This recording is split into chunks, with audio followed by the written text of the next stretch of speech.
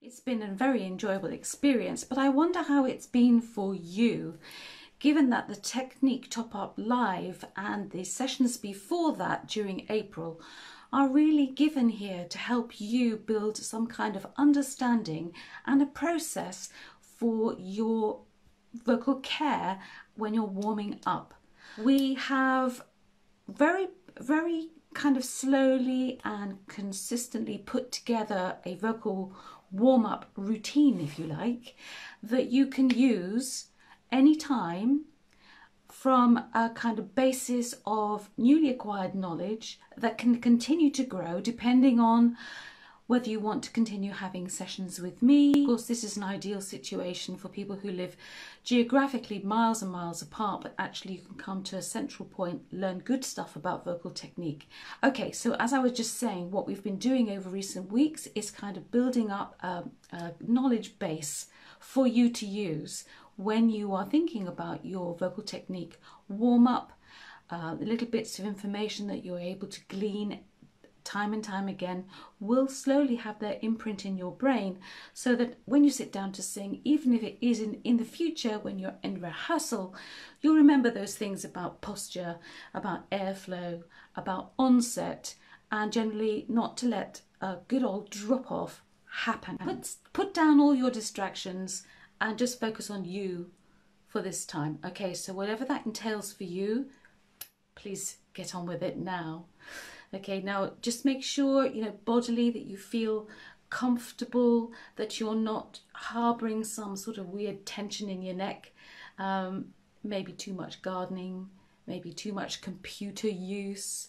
I don't know, but this is your chance before you start to sing. This is your chance to really get in touch with how your body is feeling. And whilst you're doing that, I must say that the other thing you must do in terms of vocal health before you do any major sing is to make sure that you are well hydrated.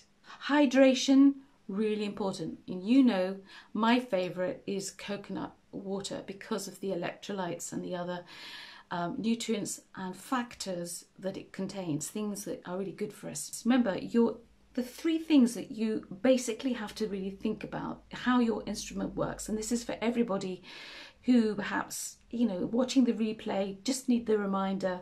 You've got to think about your power, your airflow going to your vocal folds where they set up vibrations with their mucosal wave. Just let me make sure that this is actually focusing properly. So you've got these three factors. We've done number one, number two. So we've got airflow, vibration, and then this one, the really important one, is what happens to the sound beyond the point of vibration in your vocal tract. All right, that's resonance. Okay, so as you're getting in the zone, even for virtually Vocalese, ambassadors, you still have to think about, this is basically what we're going to do in this sort of half an hour technique top up. Okay, this is still what you're thinking about, but the frame of all of that has to be posture. And posture does not mean thrusting your shoulders back. Okay, it means actually getting into postural alignment. So do that whilst you're getting in the zone. And I don't know if you're sitting or you're standing, but just think about that. And then start to focus your thoughts on your breathing. Okay, just start to focus your thoughts on that. Allow the air to come and go, but what you're focusing on is how that reflects in your body.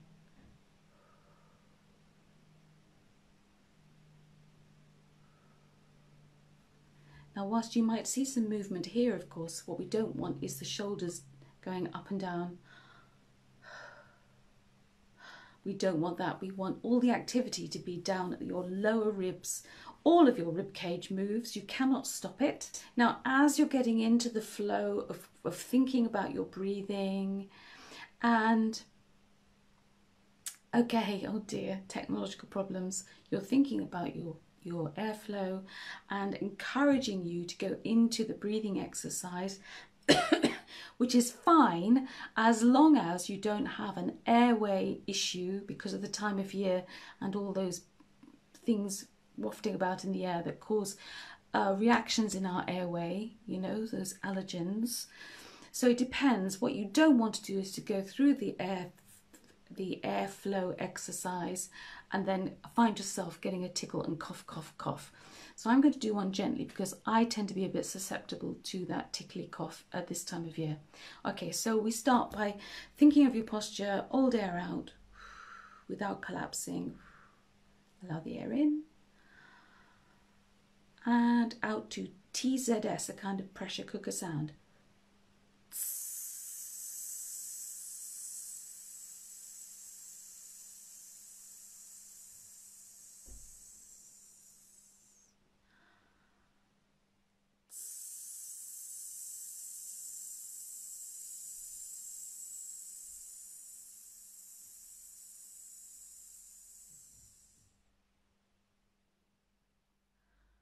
And the thing to pay attention to, don't forget, is how your body responds to resetting, i.e. when you allow the air back in again.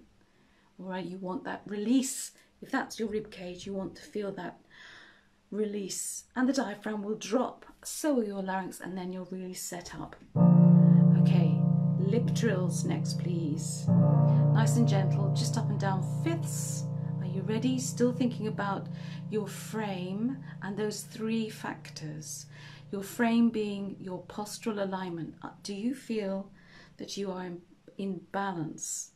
Okay, here we go. Ready? And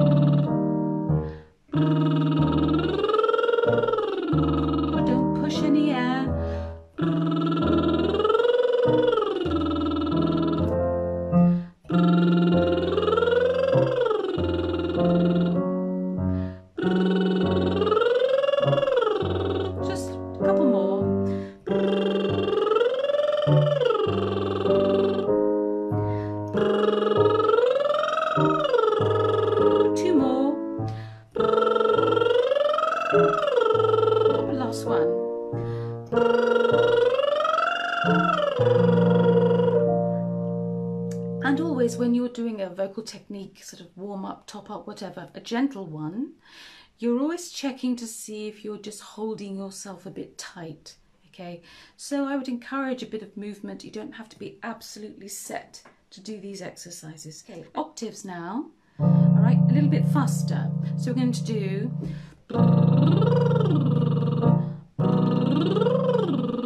etc. That's the speed.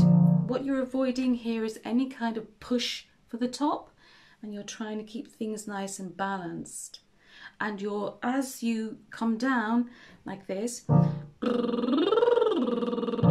that moment between the two, as you go to allow the air in, this is the point to really focus on release. Release. As soon as you release the muscular contraction down here that you feel, the air has no option to be sucked in by your bellows, your lungs, that reset motion. So just think about that as we do this exercise. Okay, I know that all you virtually vocalese ambassadors, you know all this stuff. I'm thinking of everyone who might watch the replay and just need these gentle reminders. Okay, here we go. So not too slow. Here we go. And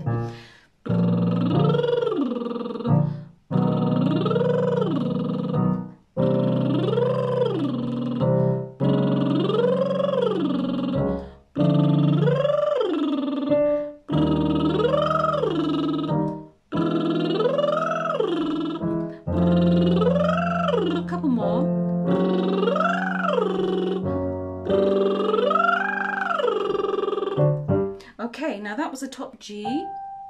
That should feel fairly okay for most voice types. Beginners might feel that that's a bit too much because they're not used, you might not be used to the feeling of freedom that you actually do have in your voice. If everything else, your three action thingies, you know, and your frame, your posture is all sort of in where it's doing what it should do. You will feel that. Now, for those of us who are here, let's go to F major and do them coming down. Okay, here we go. Ready? And...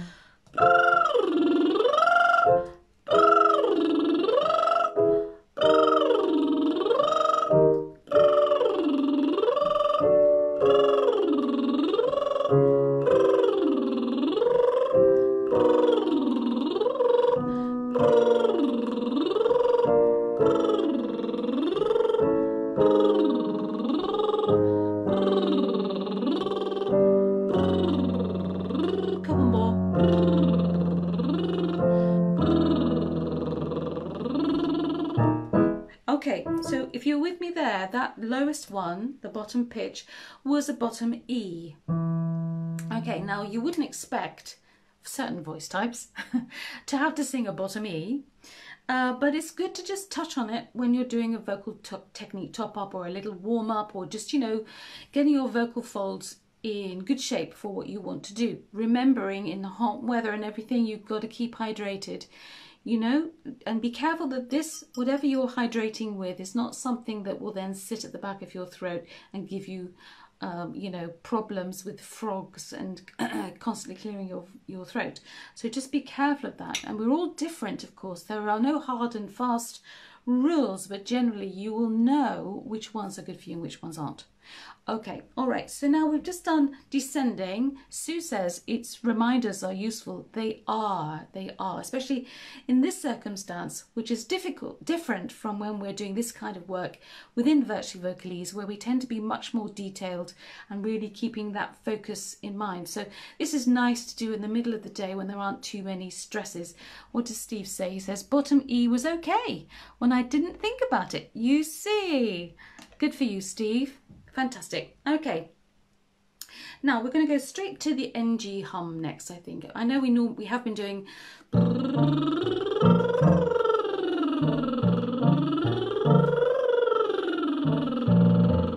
We have been doing that, and if you like those, when you watch the replay, you can stop the video and have a little go at some of those on your own. But I'm going to go straight ahead now to the NG hums, because they're important.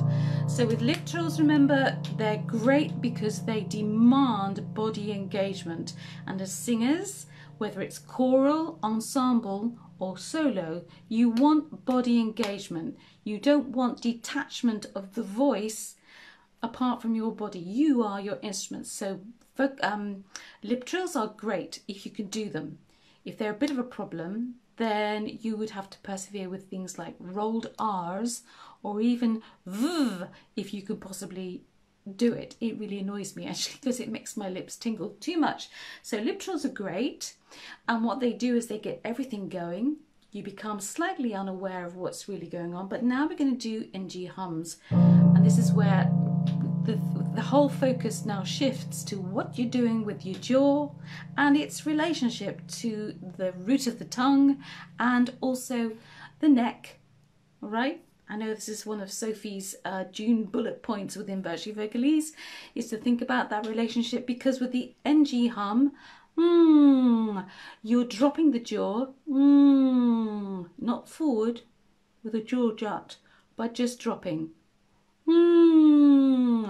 Okay. Hi, Grace. Hey, hi. Here you are. Fantastic. NG hums. Sorry. No, they're not your favourite.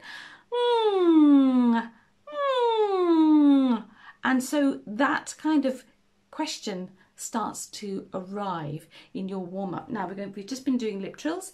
Grace, if you want to come in and do lip trills to this exercise, do that rather than jump straight in with NG hums. So do the same notes as us, but do your lip trills instead. So we're just doing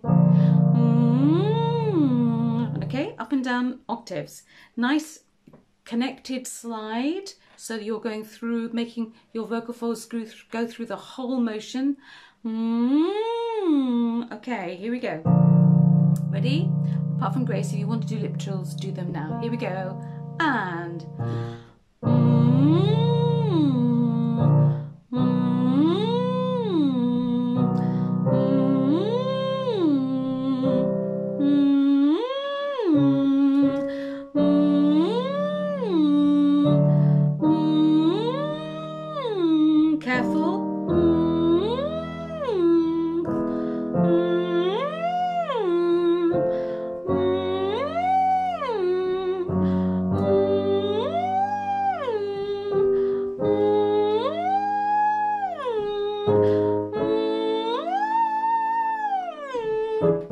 if you were still with me then, that was a top A.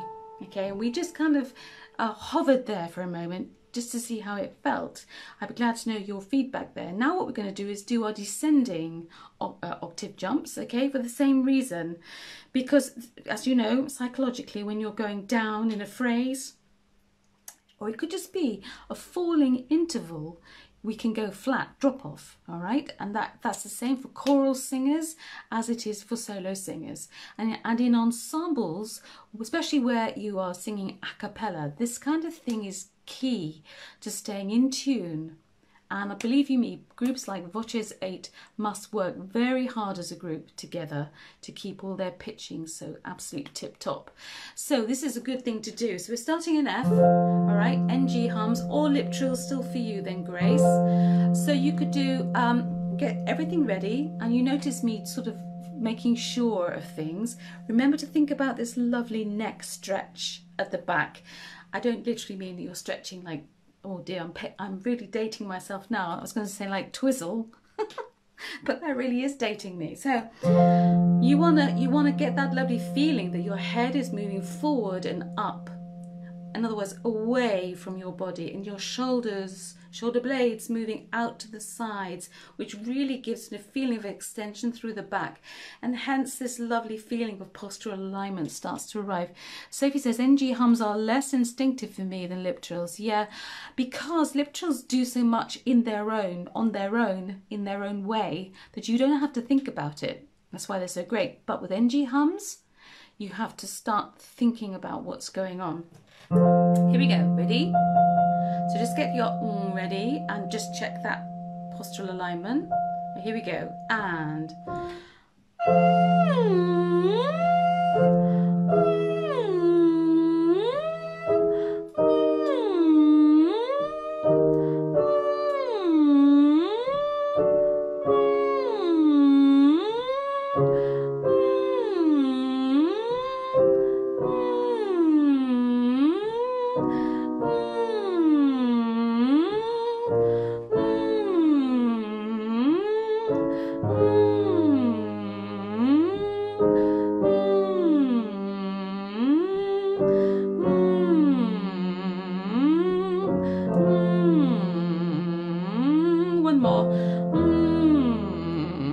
that's my limit. I can't do it. Okay. Now, if you were with me to there, that again was a bottom E. Now, for me, I know the E on an NG hum is probably my limit at the moment. But I was really pleased with the fact that I got my NG hum down so securely down to a bottom F, because this is something I've been working on with Virtually Vocalese members, either with our own vocal technique sessions that we have, because it's always been a bit of a weakness of mine as a soprano to not always have that kind of connection going down. Sue says, I have always liked NG hums better than lip trills. It's really weird how we're all different. Now, while we're just pausing, I saw back here when I was mentioning hydration and everything, Sue gave a really good tip, which is worth really noting, folks. Sue says, I remember my doctor telling me it's a good idea to try and hold water in my mouth for a while rather than gulping. Yeah, now that's interesting, because if I take a drink up to bed with me at night, especially if I feel I'm thirsty before I go to bed, I will often leave some in the glass so that if I do wake up and I feel thirsty, I actually take a sip and I just kind of hold it in my mouth, and I find that's enough and I'll go back to sleep. So that's a really good tip. All right, now then, what I want to do next, of course, is to do this lovely exercise that everybody likes.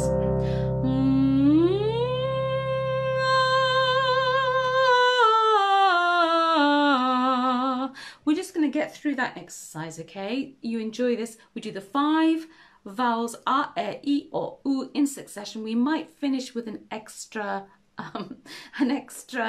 R, okay? When the vowel pops out at the top of the NG hum, what you must really not do is allow your, if you like, it's your ego telling you to push the sound more because you quite like it. The whole idea is just to let those vibrations enjoy themselves and then come down the scale. All right, so you ready? NG hums, we're starting a C actually.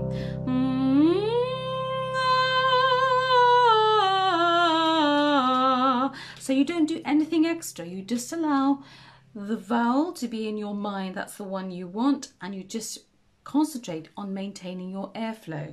Here we go. Ready, and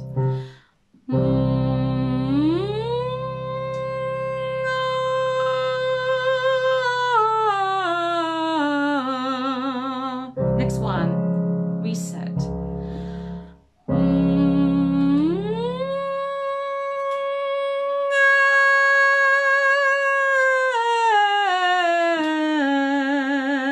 Tongue slightly forward, sorry, that was an air. Now E, think about your tongue. Here we go, and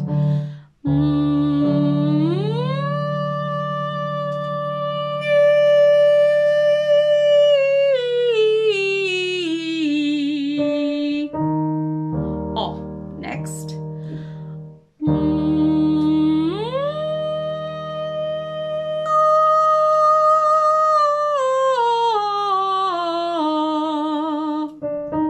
See how I'm encouraging my tongue forward? Here we go.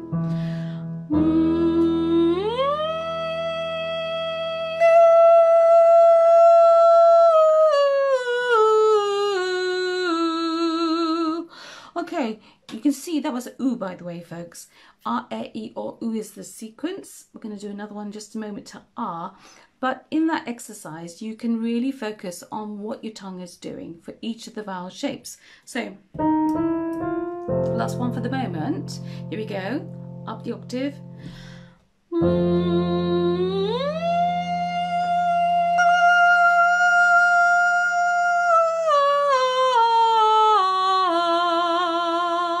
Okay.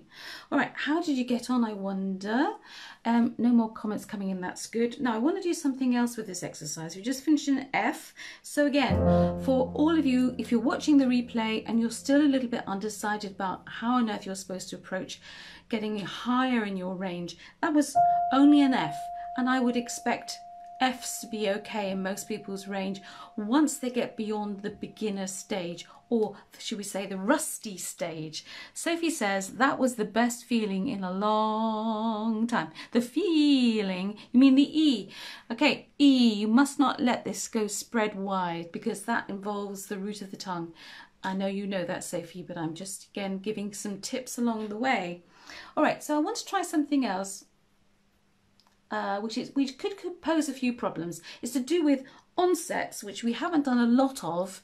We've done lots of different exercises, but we haven't actually done a lot where we really think about onset. Okay, so as an introduction, I would start in something not too high to make it fair. Okay, so we're in D major, but we're going to start here, drop down the octave to the NG hum. Okay, and as we go up the scale, we aren't going to keep it fluid. We're going to do new onsets on each pitch, like this.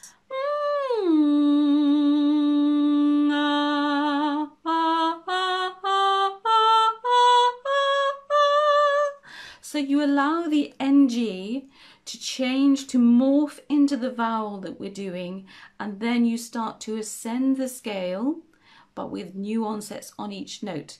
Okay, this is an introduction of this idea. Okay, we don't even do this very much within Virtually Vocalese. Okay, Steve says that worked okay for you, the previous exercise, and you felt really relaxed. Now this will put the cat amongst the pigeons, not only because we're doing new onsets, also is to do with the fact we're going up. So you might feel a little bit of kind of wanting to be constricted. Okay, so here we go. Try it with me. This is experimental, and you can be experimental with your technique warm-ups, your technique top-ups, trying things out. Okay, but you've got to remember your 3 pillars of focus plus your frame. You're still thinking all the time about that postural alignment because you want to create the perfect environment for your instrument to do well. So, oh, sorry, wrong key. So here we go. Falling down the octave, morphing into the new vowel, stopping the sound, and then, okay. All right, let's try it. Let's give it a go. See how you do. Here we go. Ready? And...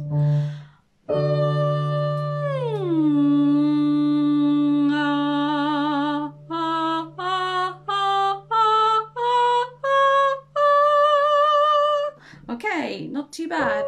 Hard on the old, you think you're going to run out of breath, don't you? So where are we? What key are we in? Okay, here we go. Down again. Here we go. And...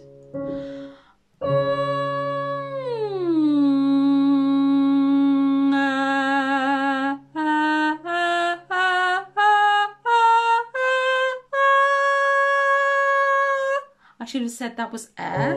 Going down again. Now we're going to do E. It's interesting to me that as I fall down in that octave, I can feel when I drop off, when I let the vowel come out. And then it becomes harder work going back up. See how you do. Here we go. And...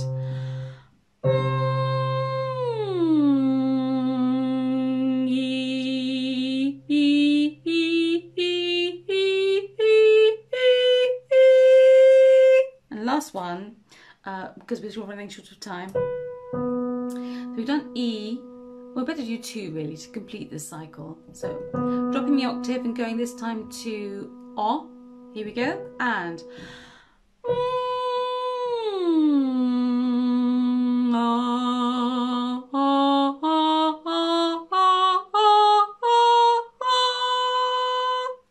yeah, that's getting better. Next one, another famous ooh. Might find it a bit tricky dropping down the octave, trying to keep your tongue nice and relaxed. Okay, here we go. And...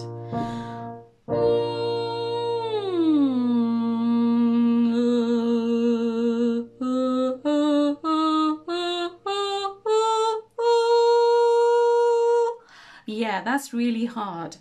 Okay, let's remember that one because it's good. It's something that we don't really dwell on much about these onsets. And of course, onsets, correct onsets in the middle of a song is what we want. A new phrase, a new bit of emphasis maybe, or a turn in the phrase that requires, you know, a new onset. This is sometimes where we fall over. So that's quite a hard exercise. And if you've not come across onset before, then this is a good place to start. The idea of stopping and starting the sound deliberately with gaps, but no sneaky breaths in between. And Sue says, yes, it is the ooh that was tricky. You mean the U, yes? As in cool and no, not cook. Cool. Ooh, that's the Italian U, okay? So you're using phonetics, I'm not. I'm using the shapes. R, E, I, O, ooh. So if you think about A, E, I, O and U, the U, Italian style, is ooh, okay? Right, so now, different sequence of vowels, but we're going to do E,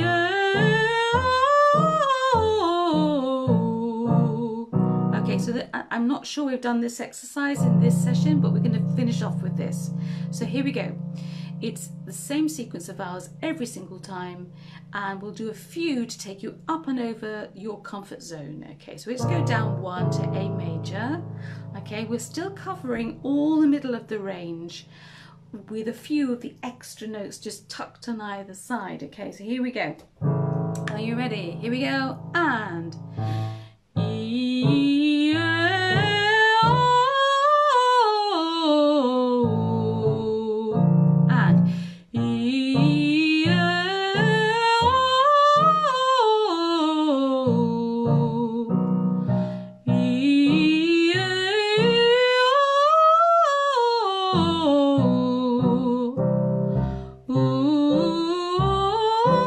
My fault.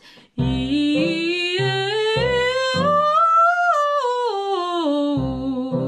again.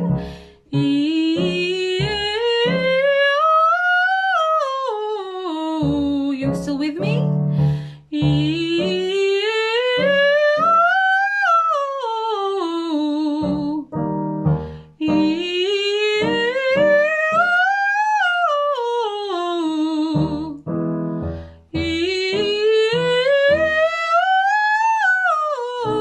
And the last one, I promise.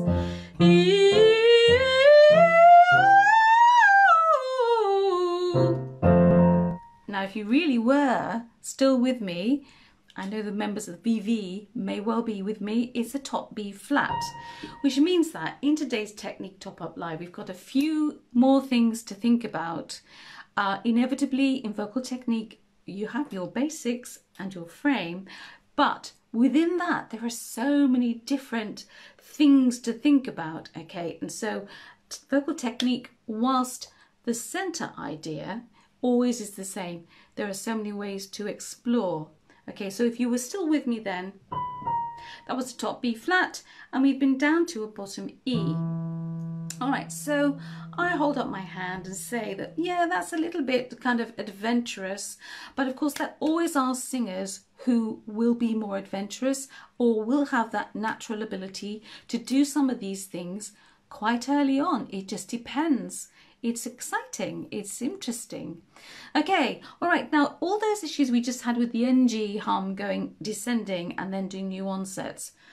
Whilst we were doing that last exercise, I certainly thought that, you see, all the underpinning work that we do on trying to relax the tongue, allowing it forward when we're doing this kind of technique stuff. Not that we always sing words with those vowels with our tongue really lolling forward like that, but it is building the basis of being able to relax your tongue. So Sophie, Sue is saying, yeah, I was there. Of course you were, Sue, on that top B flat. Sophie says, no temptation to open the mouth fully, even on the top B flat, but a tiny bit of jaw jutting up there.